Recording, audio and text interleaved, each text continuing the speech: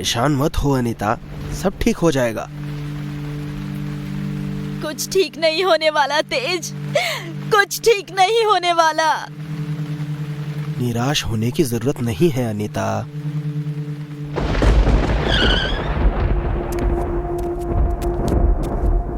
निराश ना हूँ तो और क्या करूँ तेज?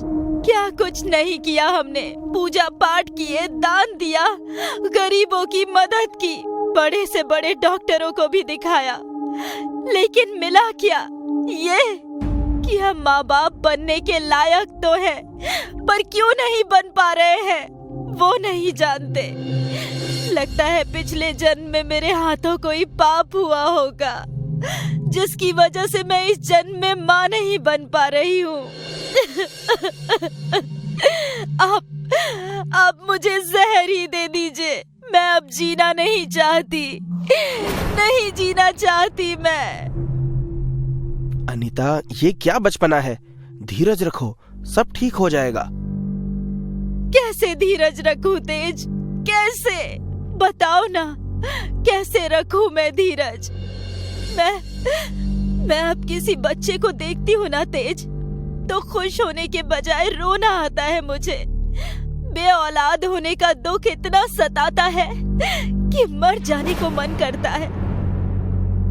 अनीता, संभालो अपने आप को। ये क्या उलूल जुलूल बातें कर रही हो? रोना बंद करो, शांत हो जाओ।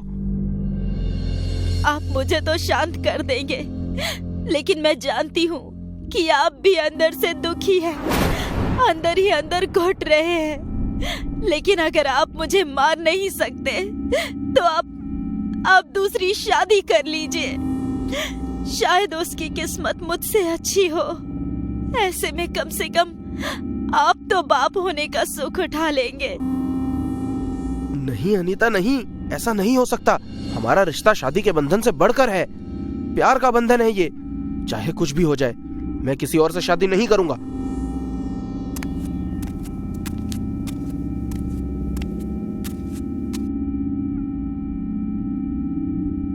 पानी पियो। ठाकुर जी, अगर आप लोग बुरा ना माने तो मैं एक बात बोलूं? बोलो। जी, वो गांव के बाहर शमशान में एक तांत्रिक बाबा आकर बैठे हैं।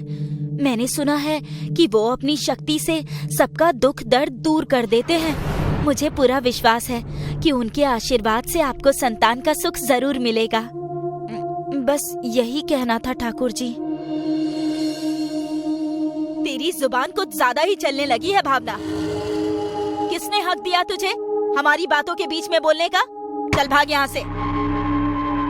क्यों डांट रही हो इस बेचारी को अनीता? ये तो हमारा भला ही चाह रही है। जब इतने लोगों की मानी है तो इसकी भी एक बात मानने में कोई हर्ज नहीं है। मिल लेते हैं तांत्रिक बाबा से, हो सकता है वही कोई चमत्कार कर दे। बाबा जी रात के समय ही मिलते हैं।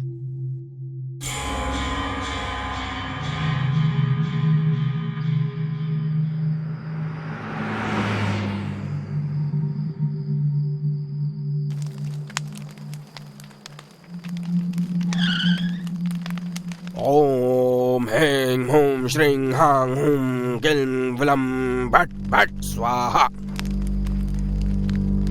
ओम ह्रीं हूं श्रीं हां हूं क्लीं विलं भट भट स्वाहा। क्या चाहिए तुम्हें? क्यों आए हो मेरे पास? बाबा, हम संतान पाने की इच्छा लेकर आपके पास आए हैं, जिसके लिए हम हर दरवाजे पर नाक रगड़ चुके हैं, मगर हमारे हाथ सिर्फ निराशा ही लगी है। अब आप ही हमारा आखिरी सहारा हैं बाबा। बाबा के घर जो भी आता है वो कभी खाली हाथ नहीं जाता। तुम्हें संतान चाहिए? ठीक है, दे दूंगा मैं तुम्हें संतान। और कुछ? आप सच कह रहे हैं ना बाबा? बाबा कभी झूठ नहीं बोलता मूर्ख औरत।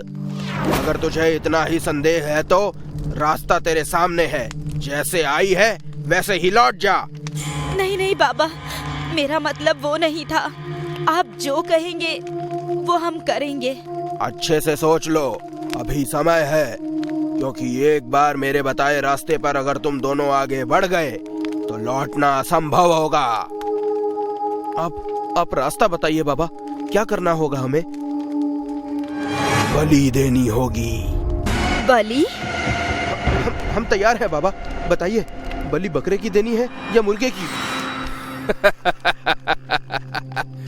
बाबा ने पहले ही कहा था कि रास्ता कठोर है, तुम लोगों से नहीं हो पाएगा। हम समझे नहीं बाबा। तो समझो, बलि बकरी या मुर्गे की नहीं, एक इंसान की होगी। इंसान की बलि? इंसान की बलि? हाँ, इंसान की बलि, एक लड़की की बलि, वो भी किसी ऐसी लड़की की जिसका जन्म अमावस्या के दिन हुआ हो। लेकिन हम ऐसी लड़की को ढूंढेंगे कैसे बाबा? उसके लिए तो मैं हूँ। ओम ह्रीं क्लीं भट स्वाहा। इस लड़की को लेकर आओ मेरे पास, ये तुम्हारे आसपास ही रहती है। ये तो हमारी नौकरानी भावना है बाबा, इसी ने तो हमें आपके पास भेजा है। इसकी बलि हम कैसे दे सकते हैं? कहा था ना, रास्ता कठोर है, कठोर हो जाओगे तो ही संतान का सुख मिलेगा। जिसने रास्ता दिखाया है वही तुम लोगों की नियति है। आगे बढ़ो, जीवन मरण तुम्हारे हाथों में नहीं है। जिसकी जितनी जिंदगी है वो उतना ही जिएगा। बाबा सही कह रहे हैं तेज, जिसका जितना जीवन है वो उतना ही जिएगा। हम तो केवल बहाना होंगे, और फिर ऐसा करके हमें संतान का सुख मिलता है तो गलत क्या है?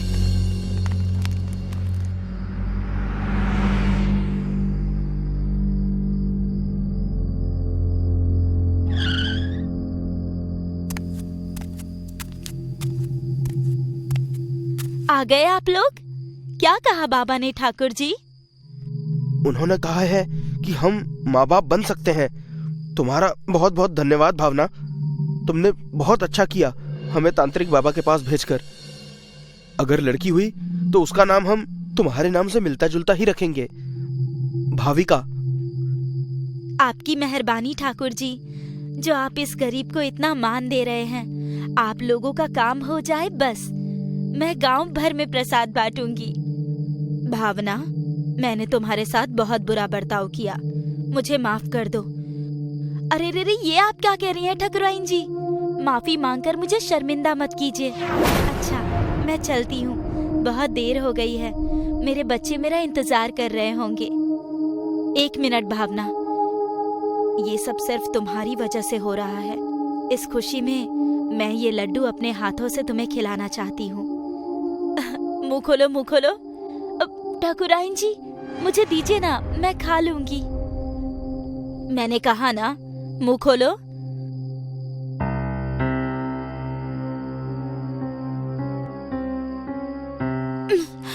ठाकुराइन जी, मुझे चक्कर आ रहे हैं, लगता है मेरा बीपी कम हो गया है। कोई बात नहीं भावना, तुम यहाँ बैठ जाओ, थोड़ा आराम करके चली जाना।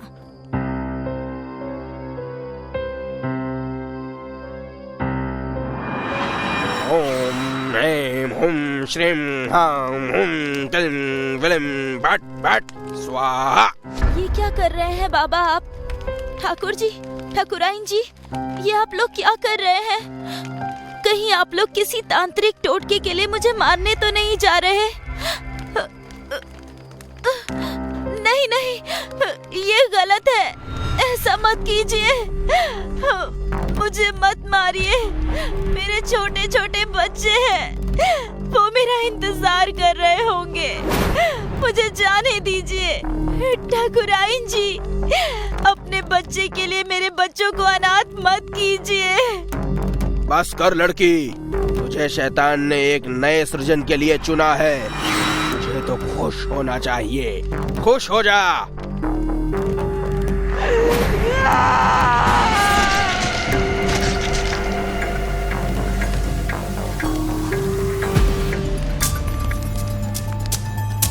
नहीं नहीं, ये नहीं हो सकता।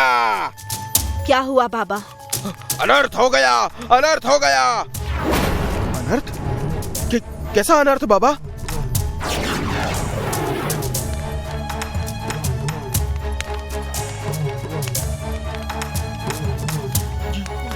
ये क्या हो रहा है बाबा? मूर्ख आदमी, सब कुछ देखकर भी तेरी समझ में नहीं आ रहा कि हमारी तांत्रिक विद्या उल्टी पड़ गई है। तुम सबने क्या सोचा था? मेरी बलि देकर मेरे बच्चों को अनाथ करके तुम लोग संतान का सुख पालोगे? ये मेरी गलती थी जो मैंने तुम लोगों को इस ढोंगी तांत्रिक के पास भेजा। पहले मैं मरी, अब तुम सब मरोगे। नहीं, मैं तुम्हें ऐसा नहीं करने दूंगा। ओम हेम हूं श्रीम हांग हुं कलिं विलिं भट।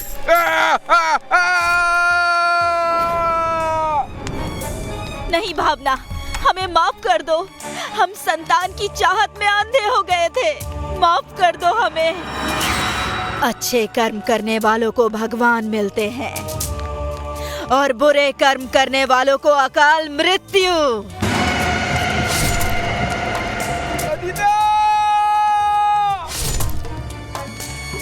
बुरा करोगे तो परिणाम भी बुरा ही होगा।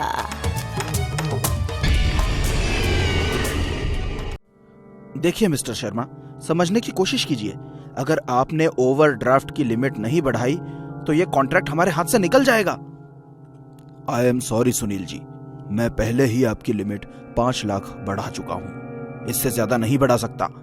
आप प्लीज मेरी भी मजबूरी समझें। मैं प्रोटोकॉल के अगेंस्ट नहीं जा सकता। कैसा प्रोटोकॉल मिस्टर शर्मा? हम जैसे मिडिल क्लास बिजनेसमैन को आप हजारों प्रोटोकॉल बताने लग जाते हैं, लेकिन इस देश के बड़े बड़े उद्योगपतियों को करोड़ों का लोन देते वक्त आपका प्रोटोकॉल क्या तेल लेने चला जाता है?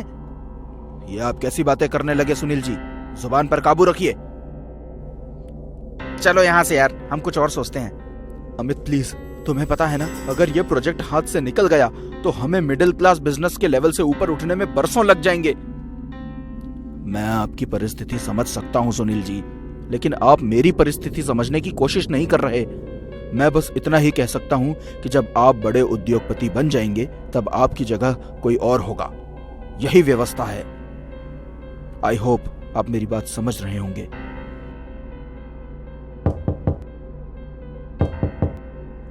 थैंक यू मैनेजर साहब, पैसे मिल गए। पैसे पूरे हैं ना सेठी जी?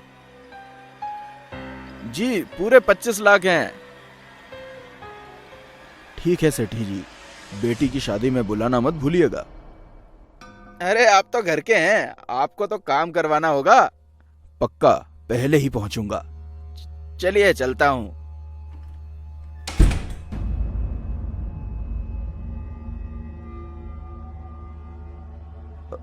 हम भी चलते हैं शर्मा जी।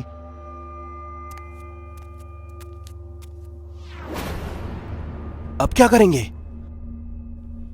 जब जमाना साथ ना दे तो उल्टी राह पकड़ लेने में देरी नहीं करनी चाहिए अमित, वरना गरीब जिंदगी गरीबी में ही मर जाती है, और मैं गरीब नहीं मरना चाहता। ये प्रोजेक्ट हर हाल में पूरा होगा। तेरी कोई बात मेरे पल्ले पड़ नहीं रही है। तू कहना क्या चाहता है? उस आदमी को लूटेंगे, उसके पास पूरे 25 लाख हैं, हमारा काम चल जाएगा। तू पागल है क्या? हम चोर उचक्के नहीं है सुनील, बिजनेसमैन है। बिजनेसमैन है इसलिए जानता हूं कि मुसीबत के समय क्या करना सही होगा। अब तू चाहे साथ दे या मत दे, मैं ये काम करके रहूंगा। बोल, तेरा क्या फैसला है?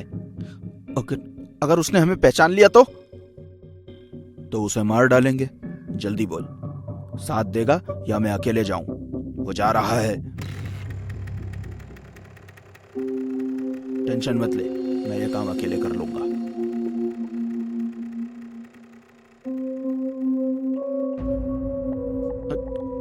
रुक, चल, आगे मोड़ पर रोक ले।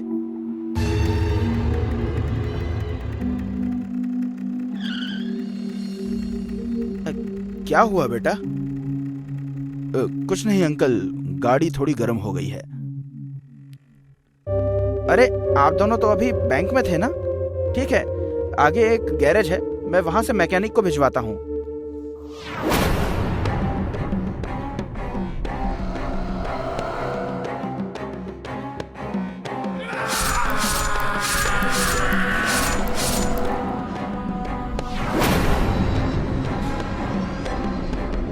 तुम मुझे क्यों मार रहे हो? मेरी तुमसे क्या दुश्मनी है? मैंने तो आज पहली बार तुम्हें बैंक में देखा था बस। हमारी कोई दुश्मनी नहीं है, दुश्मन तो ये वक्त है। हमें पैसे की जरूरत थी जो तुम्हारे पास थे, उसी के लिए हमने ये सब किया। नहीं नहीं, तुम ये नहीं कर सकते। ये पैसे मेरी बेटी की शादी के लिए हैं। मैं तुम्हें ये पैसे नहीं ले जाने दूंगा।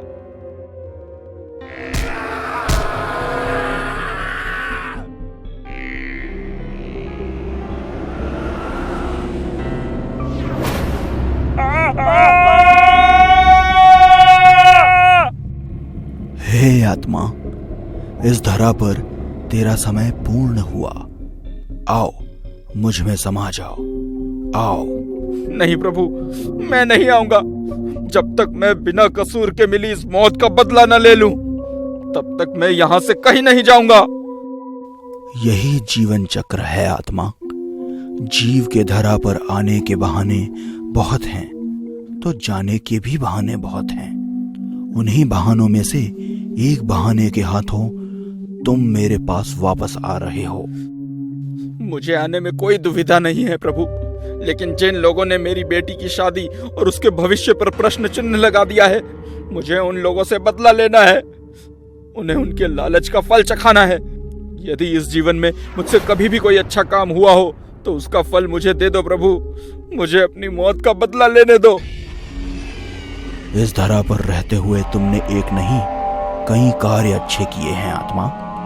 उन कार्यों के परिणाम स्वरूप मैं तुम्हारी यह इच्छा भी पूरी करता हूं।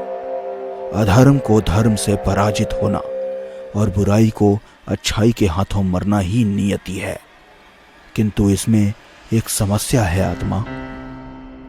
कैसी समस्या प्रभु? तुम्हारा शरीर तो कुचला जा चुका है, और बिना शरीर के मैं तुम्हें बदला लेने की इजाजत नहीं दे सकता।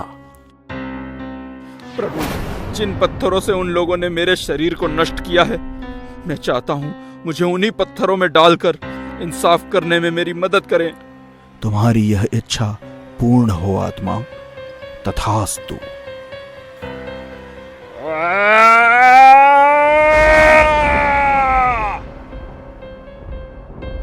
हमारी जीत की खुशी में चीयर्स।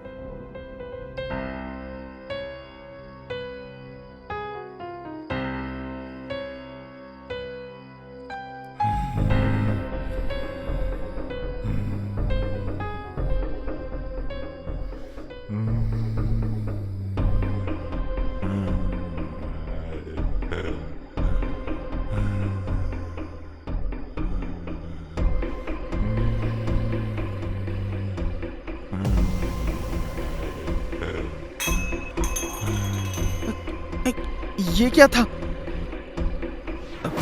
पता नहीं, पर लगता है कुछ गिरा है।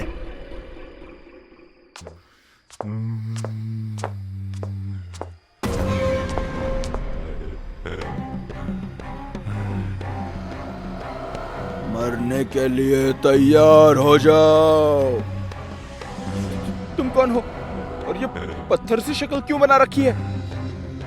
हमारी तुम्हारी क्या दुश्मनी है जो तुम हमें मारना चाहते हो? तुमने 3 सवाल किए हैं, तो आखिर सवाल का मैं तुम्हें सबसे पहले जवाब देता हूँ। मेरी तुमसे कोई दुश्मनी नहीं है। दुश्मन तो ये वक्त है। मुझे मेरे पैसे वापस चाहिए जो तुम्हारे पास थे। उसी के लिए मैं यहाँ आया हूँ।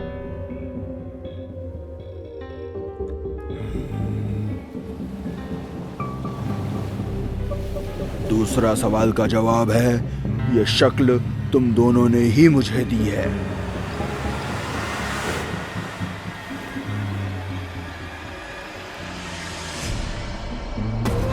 और पहले सवाल का जवाब, हाँ, मैं वही हूँ जिसके बारे में सोचकर तुम्हारी हवा सरक रही है, जिसकी बेटी की शादी के पैसे तुम दोनों ने चुरा कर मार डाला। मैं वही सेठी हूँ। नहीं, ये नहीं हो सकता है। तुम तो मर चुके हो। हाँ, मैं मर चुका हूँ, लेकिन तुम जैसे पैसों के अंधे अधर्मी लालची इंसानों को सबक सिखाने के लिए भगवान भी अपने नियम बदल लेते हैं। इस बदले नियम की पूर्णता तुम दोनों की मौत से पूरी होगी। नहीं नहीं नहीं, हमें मत मारो, मैं तुम्हारा पैसा तुम्हें वापस दे दूंगा। हमें मत मारो, हमें मत मारो, ये रहा तुम्हारा पैसा। पैसों से मौत को खरीदा नहीं जा सकता बुरी आत्माओं, और उन पैसों से तो बिल्कुल भी नहीं जो तुम्हारे है ही नहीं।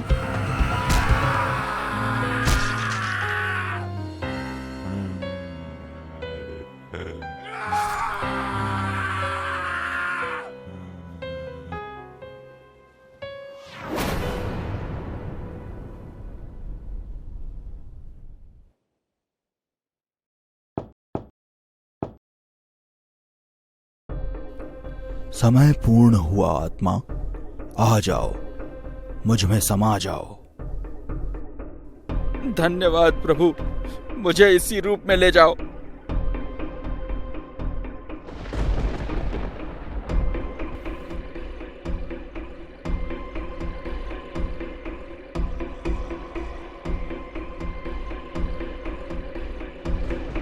पापा,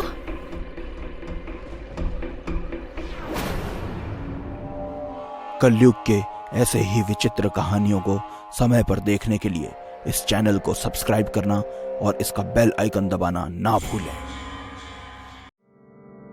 आज की हमारी कहानी का आधार है जरूरत से ज्यादा बड़ी महत्वाकांक्षा। कुछ कर गुजरने की, कुछ हासिल करने की महत्वाकांक्षा धरती पर पैदा होने वाले लगभग हर प्राणी के अंदर उफान मारती है। अच्छाई के रास्ते पर चलकर अगर कोई अपनी महत्वाकांक्षा को पूरा करता है तो ऐसे सफल व्यक्ति का इस धरती पर कोई मुकाबला नहीं। लेकिन अगर अपनी ऊंची महत्वाकांक्षा को हासिल करने के लिए कोई खून बहाने पर उतर आए तो ऐसे व्यक्ति का अंत भयानक होता है।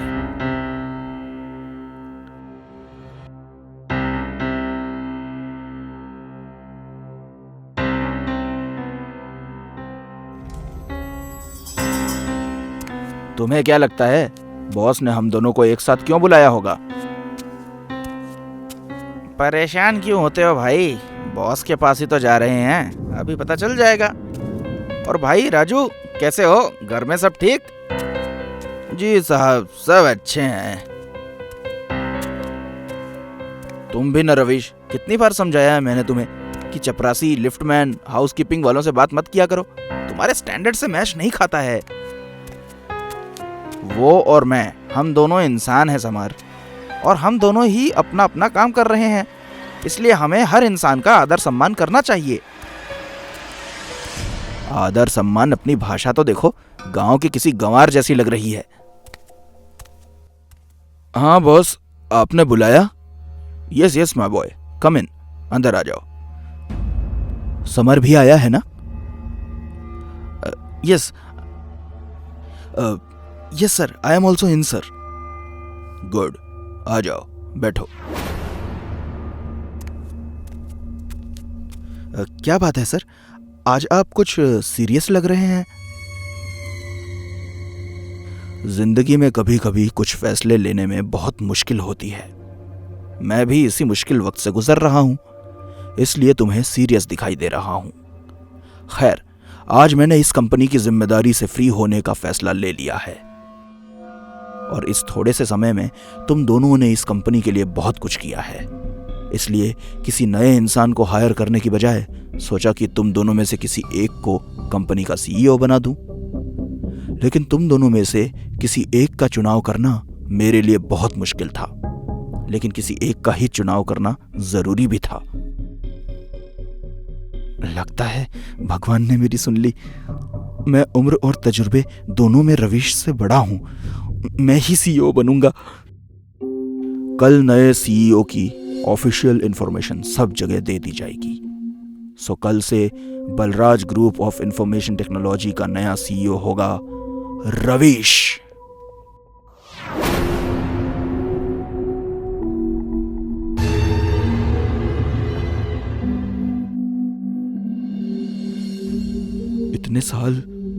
इतने साल इस कंपनी को जिस पोजीशन के लिए दिए, वो पोजीशन इतनी आसानी से अपने हाथ से जाने नहीं दे सकता मैं, चाहे मुझे इसके लिए रवीश की जान ही क्यों न लेनी पड़े।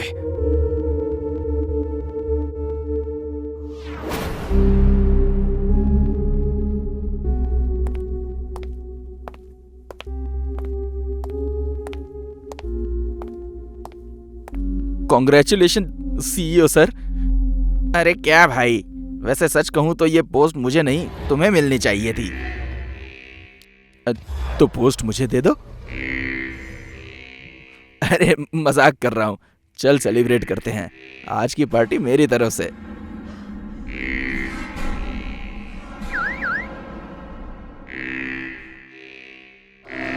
अरे मगर यूं अचानक मेरी गाड़ी। आजकल लाइफ में बहुत कुछ अचानक हो रहा है। तुम सीईओ भी तो अचानक ही बन गए, तो ये पार्टी अचानक क्यों नहीं हो सकती? आज सिर्फ तुम और मैं और मेरी याच। जैसा दोस्त का मन, चलो।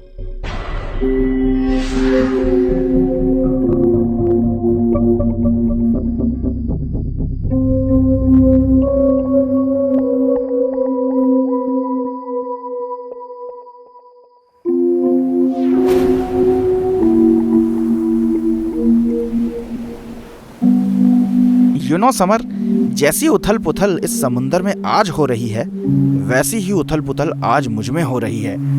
इस पोजीशन पर तो मुझे पहुंचना ही था, मगर यह सब इतनी जल्दी हो जाएगा सोचा नहीं था। वक्त ने मेरी किस्मत बदल दी यार, और मेरी किस्मत पलट दी। ये सब जो तुझे मिला है ना रवीश, वो मेरी किस्मत में था। तूने मुझसे मेरी किस्मत छीनी है। समर, कहना क्या चाहते हो? अब मैं कुछ कहना नहीं चाहता रवीश, अब करना चाहता हूं, और वो मैं करके ही रहूंगा। समर, तुम कुछ अजीब रिएक्ट कर रहे हो। मुझे लगता है हमें यहां से जाना चाहिए। हम नहीं, सिर्फ तुम जाओगे इस दुनिया से दूर, हमेशा हमेशा के लिए। ये क्या बकवास है समर? मैं तुम्हारे इस घटिया मजाक को नहीं झेल सकता। वापस चलो।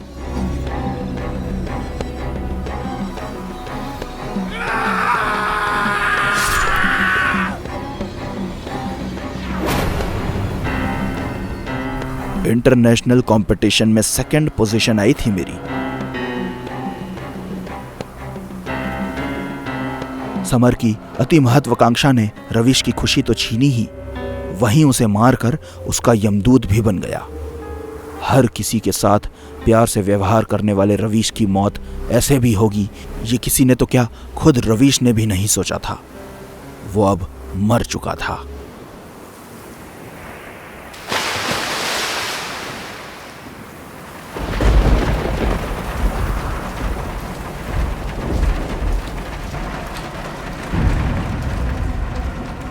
हर जगह तलाश लिया है सर, रवीश का कहीं कुछ पता नहीं चल रहा। लगता है सीईओ की पोस्ट मिलने का पता चलते ही उसने अपने असली रंग दिखाने शुरू कर दिए हैं। कहीं किसी 5 स्टार होटल के रूम में पड़ा होगा शराब पीकर। खैर, वक्त को शायद यही मंजूर था कि सीईओ रवीश नहीं तुम बनो। Are you sure sir? तुम्हें मेरे फैसले पे कोई शक है? नो सर, बिल्कुल नहीं। मेरे कहने का मतलब था कि कल तक का वेट कर लेते हैं। वक्त और बिजनेस किसी के लिए नहीं ठहरता समर। अनाउंसमेंट कल के लिए टाल दो और तैयारी करो। जी सर, थैंक यू।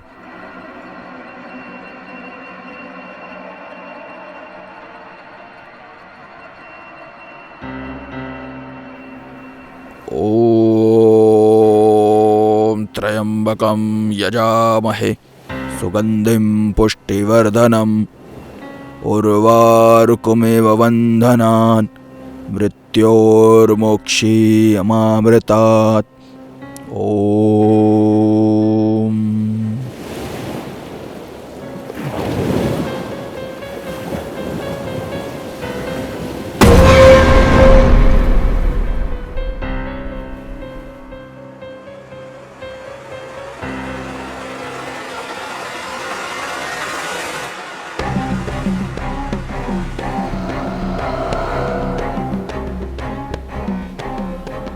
प्रभु की इच्छा लाई है, प्रभु की इच्छा लाई है तुझे मेरे पास। उन्हें भी न्याय चाहिए, तुझे भी न्याय चाहिए। मिलेगा, न्याय मिलेगा। ओम भट।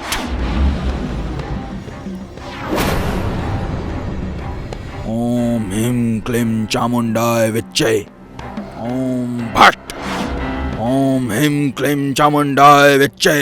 ओम भट्ट।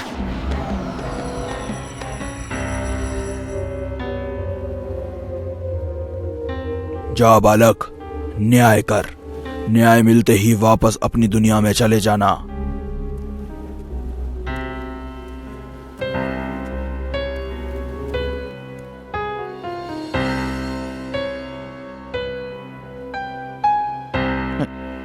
देख जॉनी, ये मेरा प्रमोशन डे है। सब कुछ बहुत ही बढ़िया होना चाहिए, कुछ एवरेज नहीं होना चाहिए, समझा? सीईओ की अनाउंसमेंट है ये, सीईओ की। हाँ ठीक है, रख।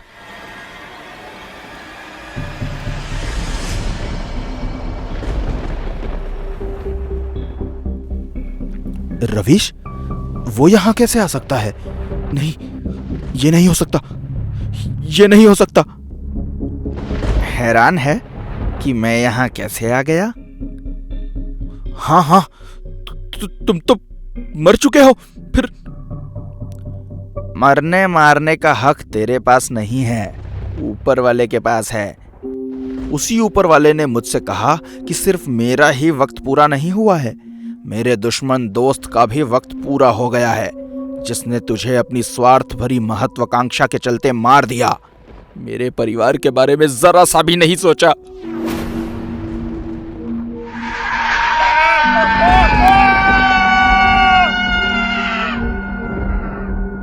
रवीश, रवीश देख, मैंने तेरे साथ गलत किया है, क्योंकि मैं गलत आदमी हूं यार। पर तू तो सही है ना, अच्छा इंसान है यार। मैंने तेरे परिवार के बारे में नहीं सोचा, पर तू तो मेरे परिवार के बारे में सोच।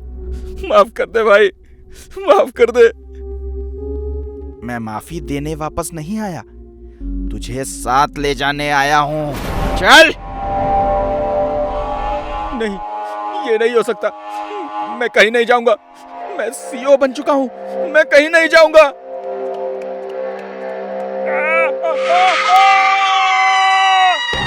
भागता कहाँ है आस्तीन के सांप? तेरा फन कुचलने के लिए ही तो मैं आया हूं।